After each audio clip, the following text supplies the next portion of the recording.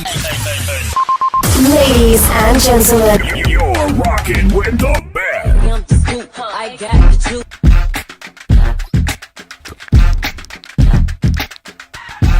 What up, y'all? This your girl Shay from Got the Scoop, and we're about to get into some random clips from Jennifer Hough on Clubhouse, debunking a lot of claims and allegations she made against Nicki Minaj and Kenneth Petty. So let's get into it.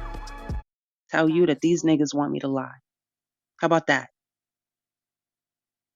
And in Black, he'd send me a statute of limitations for misdemeanor. He'd send me a statute of limitations for a felony or whatever have you, until I got to Ian Wallach, the attorney that Kenneth Petty's legal team actually hired to give me legal advice. And I spoke to him April 24th. I believe that was the day that I reached out to him. I asked him the one main question: if anything I tell you right now, will you go back and tell these people? He told me no. I told him right away what was happening. And he said he would instruct them to leave me alone. I guess his instruction was only to Charles Middlestalt, which was the fact finder, because I didn't hear any more from Charles Middlestalt, but I heard from other attorneys who would call me and tell me that they knew about this supposed letter that I had written oh so long ago. And they were contacting me because they were trying to get him taken off of the registry. And I told that attorney while I was standing in my brother's garage, I told him, you're the attorney. Do whatever the fuck it is that you got to do, but leave me out of it.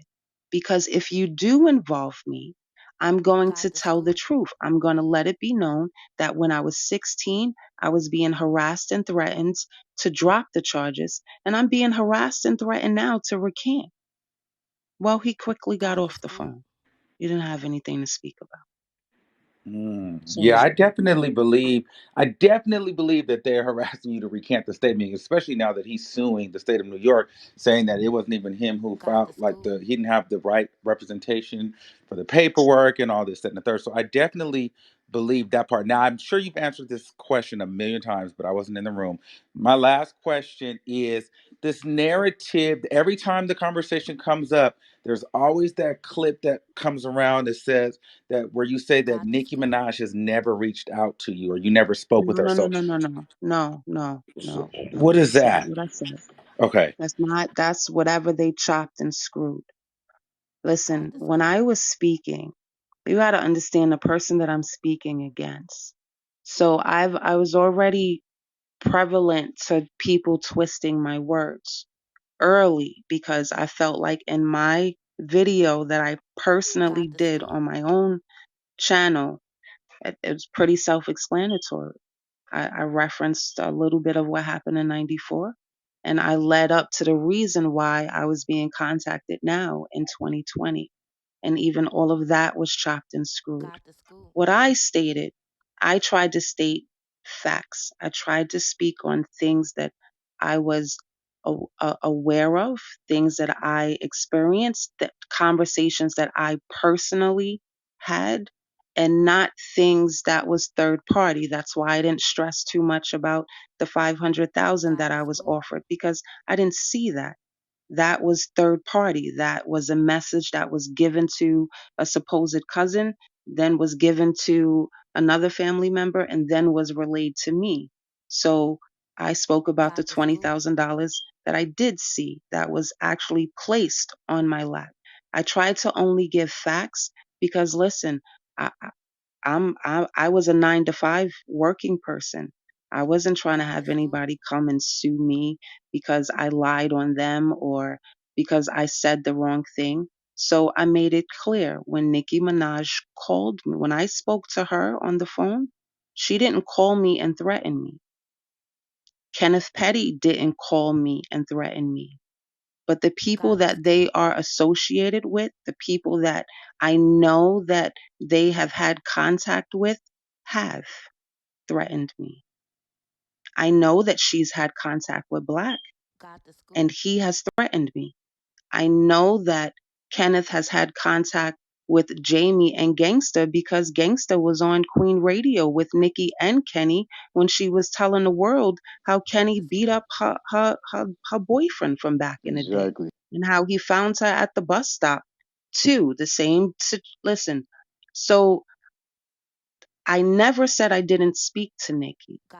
I said that Nicki did not call me and offer me money out her mouth. Okay, got it.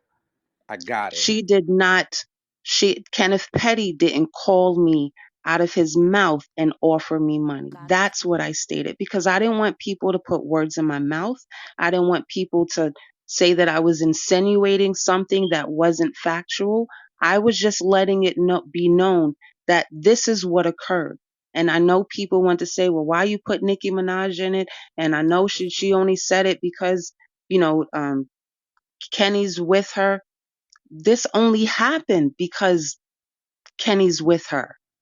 Like the nigga's been registering until he got with her. There was no issues until he got with her. So it's, people be like, well, why didn't you sue a long time ago? Because the nigga went to jail when I thought he was through with me. I thought he was done. Like he was finished. He wasn't going to fuck with me anymore. So, and then at 16, who knows that you're even allowed to sue for somebody violating you? It takes a lot just to freaking open up and tell the cops. So this wasn't a thing of me plotting on her. I don't want her. Like, I don't want him. So I don't care of them being together. I wanted her to fucking not speak on me and lie on me. Right. You So can what rep about your when Nicki name. Minaj said that you were willing to recant, but you would have to go to jail if That you was, recanted the listen, that no, statement? what she said was when I wrote a letter, which is what Black came to my house with in a green envelope. They already had a letter written, and that's when it hit me that y'all niggas are trying to, like, y'all are really trying to fuck me. Y'all are really trying to go with this narrative that she put out for the world to listen to. So she can hold up this letter and be like, see, I told you with the date covered. No, there was never a letter.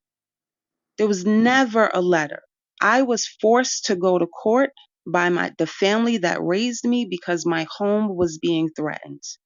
There was no drug dealers living in my household. There was no gangsters living in my household. There was nobody to stand up to the niggas that was calling my house and making threats.